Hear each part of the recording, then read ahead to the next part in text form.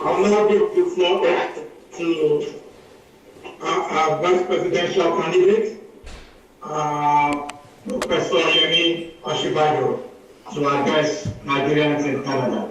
Professor, welcome.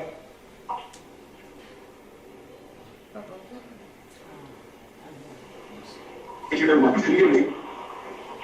Can you hear me well? Yes. Can you hear me well? Now we can hear you now. Okay.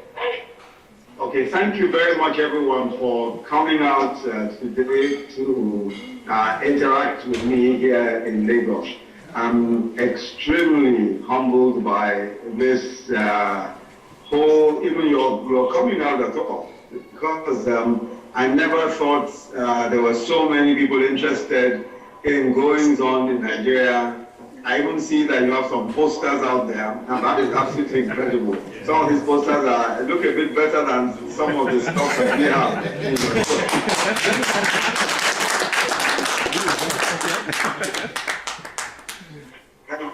Thank you very, very, very much indeed. I want to just, as quickly as possible, so that there'll be enough time to ask questions. I want to just say that the elections of February 14th, 2015 will be a defining one for our country. There's no question at all that this is possibly the most important election in the country's history. As you know, for the first time, there is a real opposition, and the opposition is strong enough to win the elections. And that is a rarity in Nigerian politics. What you find most times is that the opposition is either so factionalized, so small, that is never able to contest effectively with the ruling party. The other thing that I want to mention is that the ruling party today represents a tendency that has always ruled Nigeria, especially where we've had civilian rule. How the opposition sees itself is as a progressive tendency, one that has never ever had a shot at central government in Nigeria, and so this is an important election, is an important one for us, and we believe also that it could mark the beginning of a turnaround for the nation should the APC win the elections come February 14th, 2015. Now, that's just as a background to what we see as the emerging contest in the nation.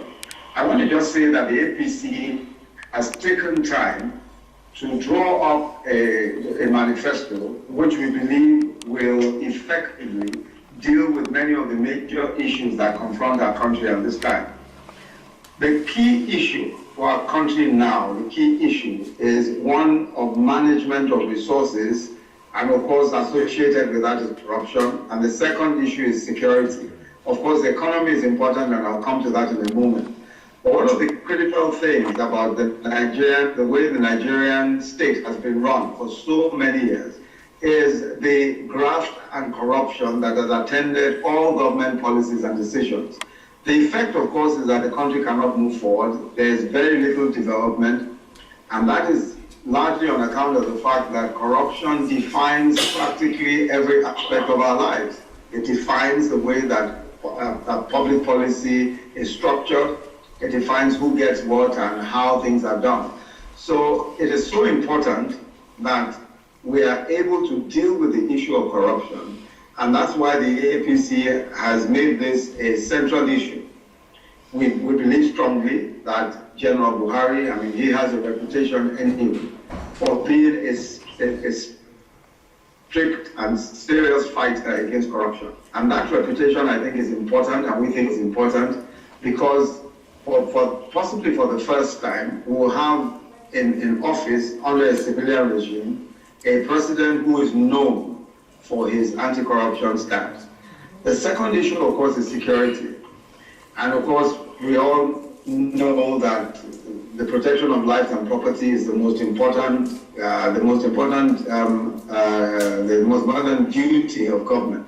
And what we have found lately, especially in the Northeast, is that the insurgency has increased, and the insurgents have become much bolder, and frankly, it's difficult to understand even now, how much harm has been done to the Nigerian state.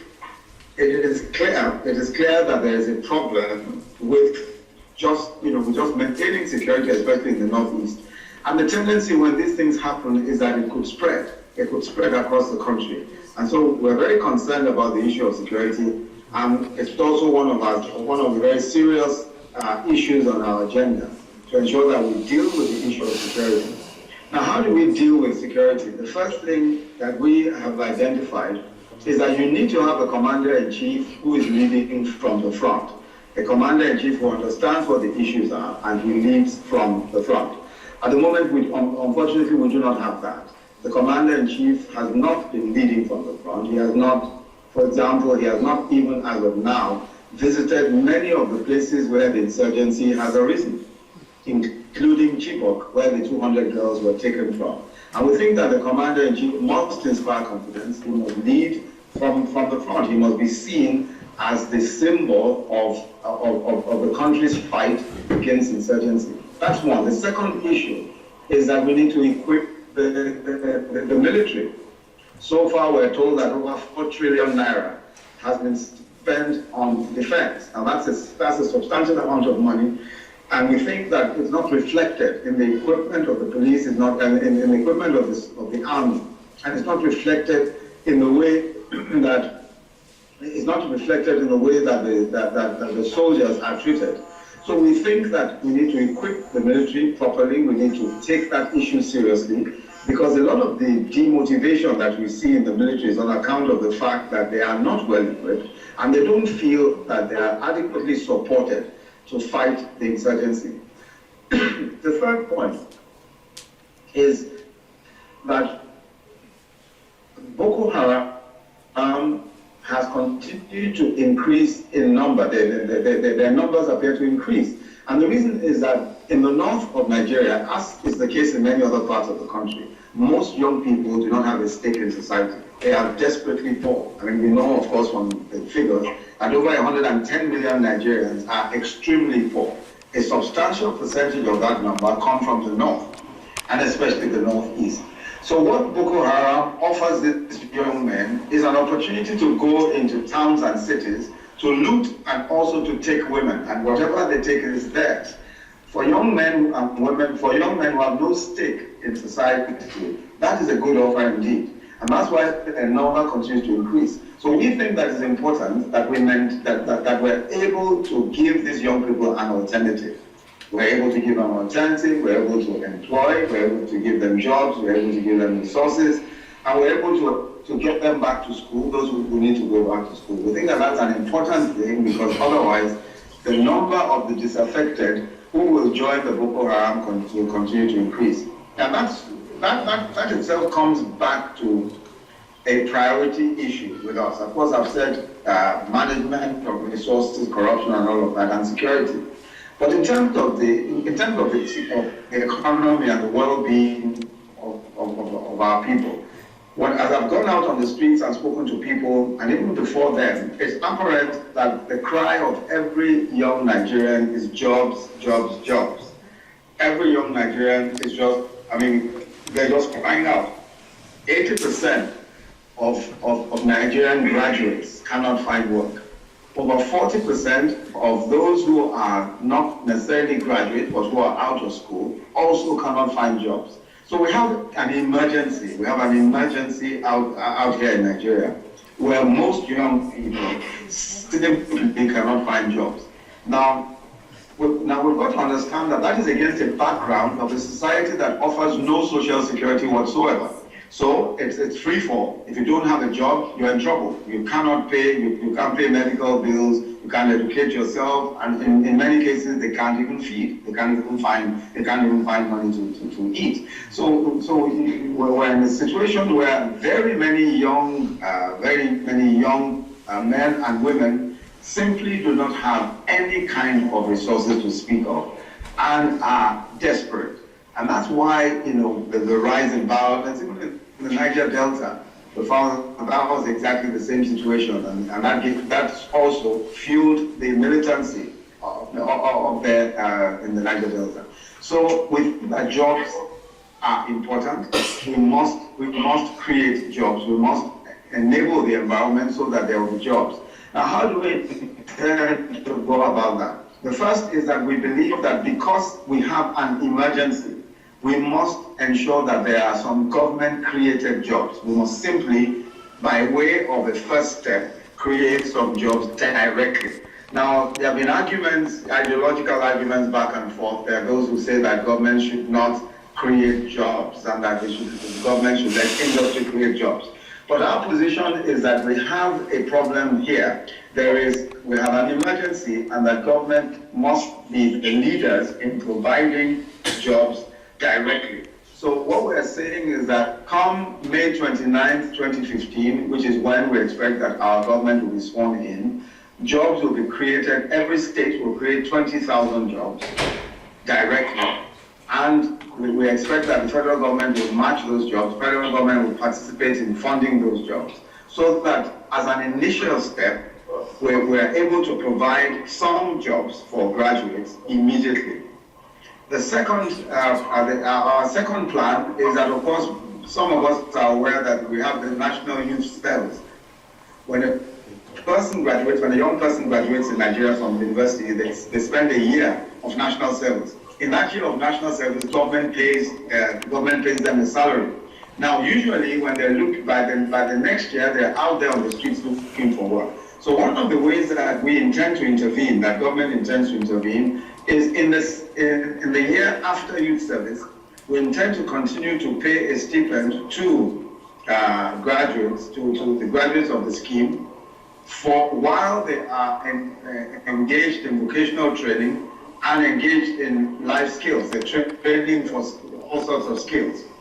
Now, the whole idea is to ensure that during the period when they're still looking for work, they are earning something. It may not be as much as they earn as Youth Corps personnel, but certainly they will be paid something while they are receiving training, vocational training, skills training, entrepreneurial training, and all of that for a year. After that year, of course, they'll be expected to try and do something for themselves, either entrepreneurial type activity, or find work somewhere or the other. Now, that's a stopgap that we think will help reduce the pressure of unemployment. Also, we're looking at other ways of creating employment, and one of those ways, of course, is ensuring that those who in the private sector employ more than 10 personnel are given a tax break, and they're also recognized especially by the government. So if you're an employer of labor and you employ more than 10 people, who will give you a tax break to encourage you so that you can indeed employ more people. And then, of course, government will also give them some recognition. We also are hoping that we'll be able to generate some jobs from agriculture. Now, agriculture at the moment is a major contributor to GDP. It's probably the second largest contributor to GDP. But we don't think enough jobs are being created in agriculture. One of the reasons why that is the case is because people simply don't earn enough from agriculture. If you manage to farm a hectare of land, all you are able to get from it is less than $1,000 a year, which of course is a very small. I'm talking of US dollars, which of course is a very small amount of money. In fact, it's almost just about 75% of that you will get. Now that's just too little to survive. So what we're hoping to do is to go back to the commodities board situation, where if, for example, you are producing rice, if you farm rice, government will pay a minimum price for that rice. So if you're a rice farmer, the government will take off your rice from you and pay a minimum price. So rice farmers are guaranteed a minimum price, same as several other crops which we have identified. So if you are in that kind of farming, we will pay a minimum sum of money to you for your rice, so that you can produce that rice, and you don't have to worry about whether it will be taken off you or it won't be taken off you. We had a cassava revolution, as it was described some years ago under General Obasanjo when he was president. Now, several people went into cassava farming, but eventually that whole thing just simply tapered off and died out because nobody was taking the cassava off the farmers. And so that constituted a problem. And we think that we've got to encourage the farmers, we've got to incentivize them by paying them for what they do. And if that is the case, we can then generate more of those food crops and export. Of course, there's a whole value chain, the whole agro-allied value chain in agriculture. I'm not going to go into all of that detail right now. So we're also looking at massive infrastructure development as a way of creating jobs. We're looking at low-cost housing. We intend to build several low-cost housing in every state. And part of this, of course, will generate jobs. We're looking at massive investment in infrastructure. This will also generate jobs.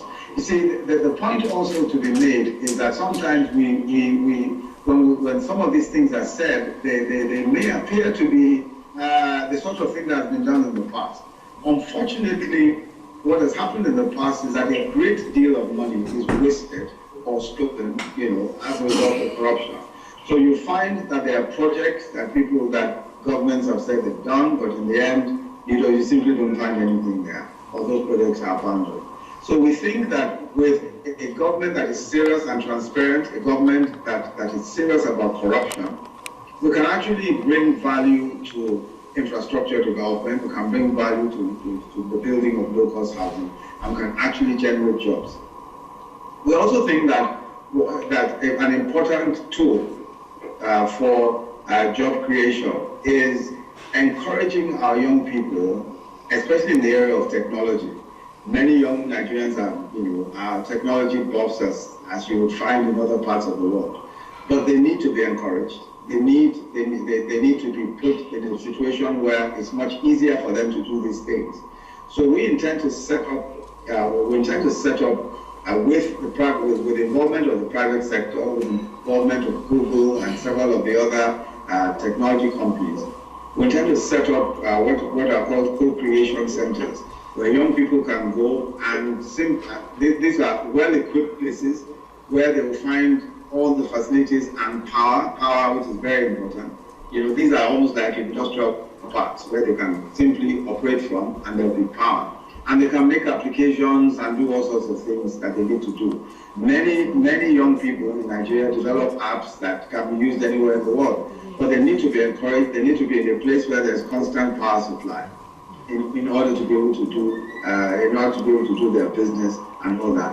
There are many outsourcing opportunities that India has taken up, for example, which Nigerians can do. All of these outsourcing opportunities, a lot depends on whether these young men and women have the skills. And those skills are available in Nigeria, but they need to be taught. Young people need to get more involved. And the only way to do it is for government to support, with private sector participation, to support training and especially skills training in technology. So those are some of the initiatives around job creation. Our manifesto clearly says that our policy is guided by one principle. Whatever government policy there is, the question we ask is how many jobs will this create? That's a very important question for us because we know that at the end of the day, what is important to our people is that there must be food on their tables, and we need to get the young men to work. We need to get all our young men out there to some kind of useful employment. So that's generally what we intend to do for job creation. Now, we also have a fair number of social programs, and I must tell you that a lot of the social programs we have become major points of argument, even within the party, but the party has agreed that these social programs are absolutely important. Social security, for example, we think is absolutely important. Now, what we intend to do, because the cost of paying for social security, of course, is very high, but we intend to start by providing social security for the elderly who do not earn a pension and for the disabled. we want to bring the elderly and disabled into some kind of a social security net where they will be paid where they will be paid a monthly stipend, and hopefully we may be able to get them some low-cost housing as well. But social security for the elderly and for the disabled is the first phase. We then intend to look at other phases, other persons who are vulnerable in one way or the other for social security. But we're also looking at conditional cash transfers. Now, conditional cash transfers, that program involves giving 5,000 naira. Now, 5,000 naira is about, I'm trying to see how many, that's about, is it $50 or so, $50 odd, could be less than that, every month to the poorest 25 million people in Nigeria of social welfare. We're also looking at universal health insurance. That is a project which we think can be funded from what are called the Sure P funds.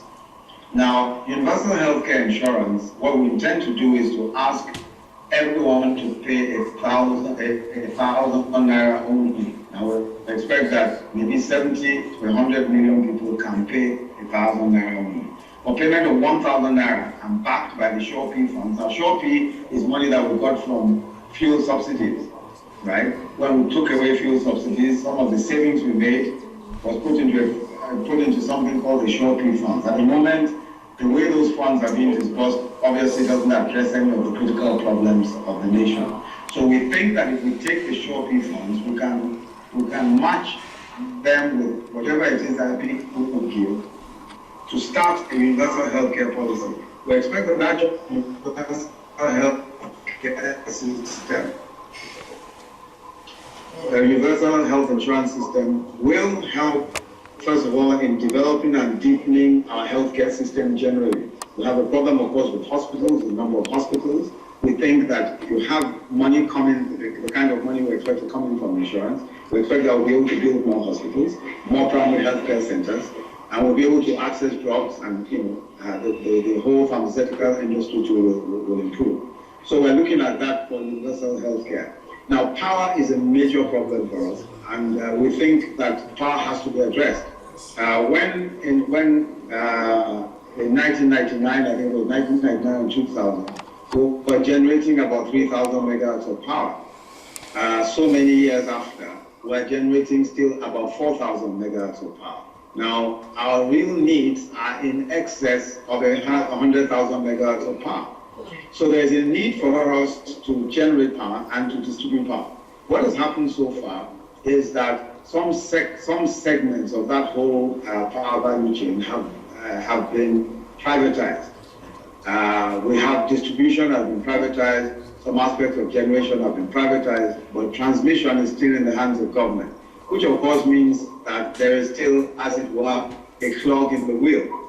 So there is a need for us to privatize transmission as well.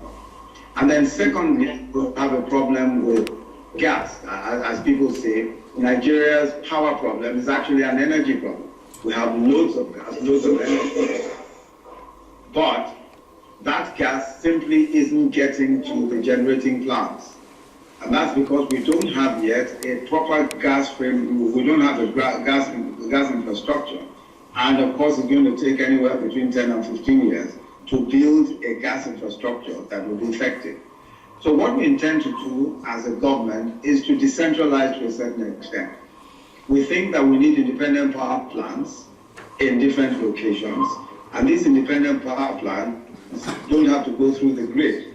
So they may not experience the same sort of problems that we have at the moment. And independent power plants can be located strategically in different local governments, and this can provide some power to people who have need of them, especially industry and to some extent domestic needs as well. Lagos State government has an impressive power sector policy. They have used IPPs, independent power plants, at different locations to power public buildings and to power street lights. And that has helped to create that's fine. in first of all, even reducing the black spots and dark spots in the city of Lagos, providing power, constant power, 24/7 in public buildings all over the state. Now that model can be replicated across the country, and it can then be used for domestic purposes.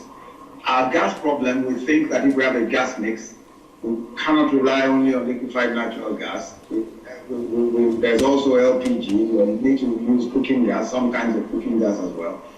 And we think that if we're able to use a gas mix, that might help in providing gas to generating plants that don't have gas at the moment. There's also a government policy, the cost of power and capping the cost of gas. So you cannot sell gas over a certain amount of money. Now, if that is the case, then it means that many would rather flare their gas than sell, because it probably makes more sense for them to just simply flare the gas than sell it, because the cost of the gas is, in many cases, too low. So we need to review that policy. We need to review it, and we need to give people an option. We need to give those who are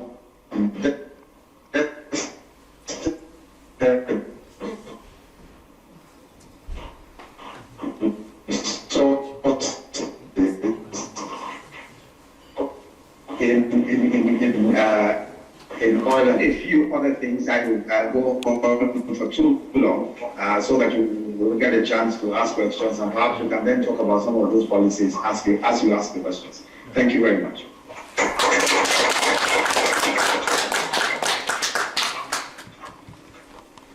Thank you, Professor Osinbajo. I will now go to the question and answer session.